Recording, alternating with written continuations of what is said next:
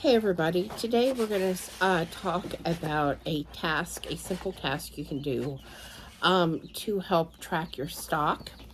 And we're also going to talk about this emergency preparedness plan binder that I have for sale.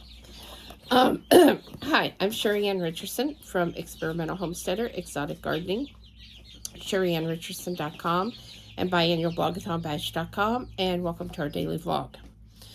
So, one of the most important things that you can do, an easy task and a great place to start, is to start a survival supply journal to help you track your stock. Because after all, if you don't know what you have, you're either going to duplicate things and end up with a whole bunch of the same thing, or you're going to end up not having something that you actually need. Like, for example, maybe you're not thinking about dehydrated or freeze-dried milk, but that's an item that you will most definitely need if you can't get milk from the store or milk from an animal that you own or a neighbor's animal. So keeping track of your supplies is one of the fundamental tasks of prepping. You definitely need to carry this out.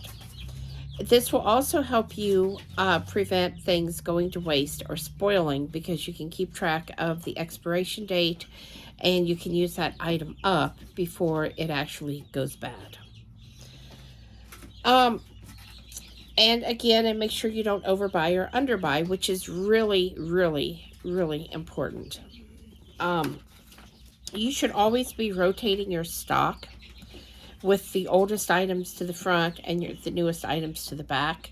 That's why I said don't go buy 20 of one item, because you may not use that up before the expiration date comes up. Buy one extra, two extra, maybe three extra, depending on, how often do you eat this item. For example, green beans. I could easily, I can ours, but if I was buying from the store, I could easily buy 4 extra cans a week. And we would go through those because green beans is one of the main vegetables that we eat. Now, if I did that with corn, I'm going to guarantee you some of that corn is going to go bad before it ever gets used up. So then the only thing that I could do to prevent it from just being a complete waste is to either give it away to somebody else that could use it, barter with it, or maybe give it to some of my animals, which I could do. I probably would not with it being store-bought, but I mean, some people do, and that's okay. You don't want to use an electronic spreadsheet for this task. Now, I know the items that I sell are digital, and you can download them. You can certainly use an electronic spreadsheet if it helps you keep track faster, but print it off or put it in your electronic spreadsheet and then write it down on a actual piece of paper or create a binder like I did here to keep track of that. The digital products are easier to get to you, which is why a lot of my products are digital. You can pay for them, you can immediately download them and have them.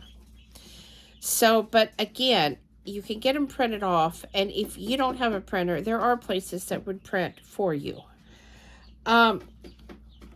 What you want to keep track of is the name of the item, the size of the item, the number of items you have in stock, and the date that they need to be used by. Now, everyone needs to update this journal if you have multiple people buying items, or they need to leave them set out on a countertop or a tabletop and have one person responsible for tracking and putting away. Otherwise, you're going to get things forgotten about, lost, not taken care of the way that they should be, and you're going to end up with that waste that you really don't want. So, with that said, we are going to have a series of these little tasks to help some of you prepare, help some of you think about maybe some things that you haven't prepared for or haven't thought about. And now I want to show you this emergency preparedness plan. I have this both in my Etsy shop, Exotic Gardening Farms. There's a link down below in the description. And I also have it on my other site called shop.experimentalhomesteader.com. I printed this out and I put this in a binder, and I chose a binder that had one of the plastic sleeves on the front so you could put this in. There are also binders that have the plastic on the side, so you could make a strip and you could put it in and put it on your bookshelf and know exactly what it is. You could easily make multiples of these, maybe put one in your vehicles, maybe put one in your bug out bags, maybe keep one at work if you have a place you could lock it up. You know, various places to put this so that you have it if you need it. Okay, and what I like about this, these are fill in the blanks. So you will get a little bit of information. For example, this will take you through your current situation. And then you can put down, like, what are the most likely disasters to happen where you are? Okay, here I would probably put down tornadoes. Possibly a little bit of flooding, but it doesn't usually come this far. So tornadoes would be the big thing, high winds. And then it says, what are you doing to prepare for these already? Maybe you've already prepared for this. You know, maybe you haven't. And then it says, do you consider yourself very prepared, sufficiently prepared, or underprepared? And then it asks about less likely situations that you'd like to prepare for. For example, I think a lot about, well, riots. You know, what if there was riots in the area and they made it this far out? Because we live next to a park, I could see some demonstrations happening at the park. And if they spilled over, possibly spilling in this direction, I mean, you know, I don't know. And then you go through those same questions again. Okay, next, I have a first aid kit list of some pretty basic supplies. And then you could write some other things on here, medications or whatever. There is a short-term and long-term power outage checklist. Again, there's places to write because you may think of some things that are not on here that would be things that you would want. You know, there is a stock your pantry checklist to help you get started stocking your pantry with things like bottled water, freeze-dried food. You know, and places to write. There's also a stock your freezer, because let's face it, a lot of people have freezers and they want to stock those. You know, my only caution on a freezer, and we have a freezer, my only caution is if you're going to stock the freezer, have a plan in place in case you have a power outage. That plan could be putting multiple blankets over the top of the freezer and not opening it to try to keep the cold air in. That plan could include, if the food starts to thaw, to go ahead and can it up, because you could use a canner outside over a wood fire if that's what you had to do. I would suggest practicing if that's what you're going to do. You know, maybe you have a large solar panel and you have a hot plate and you have a way to connect the two and you could can that way. You know, I don't know what you may have, but these are things you may want to think about and plan for. There's also a power fuel supply checklist.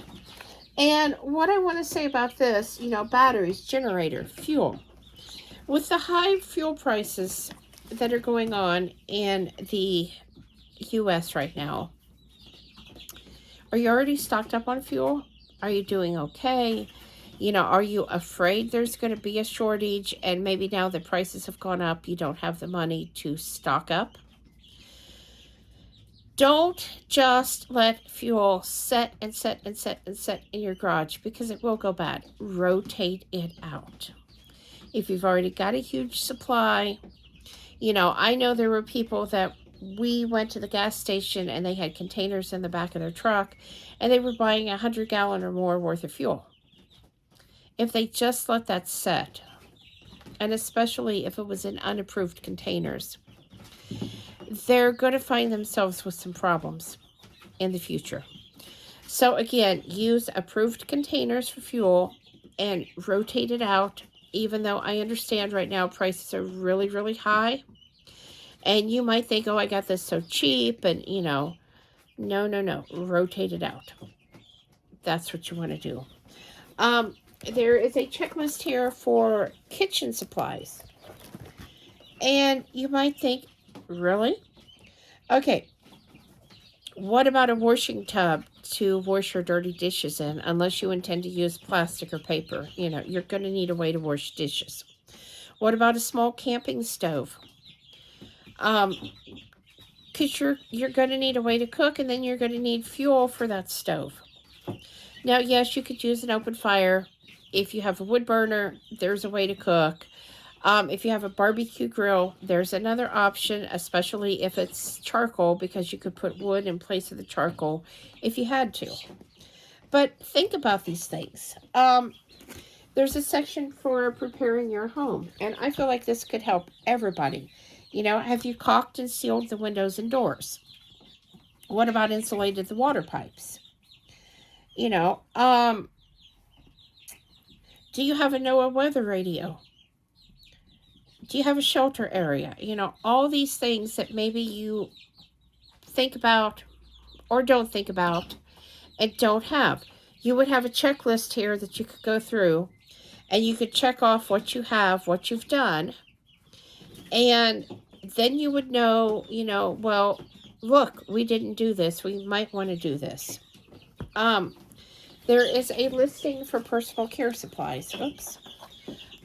Because let's face it, even in a bad situation, you're going to want soap. You're going to want a toothbrush and toothpaste.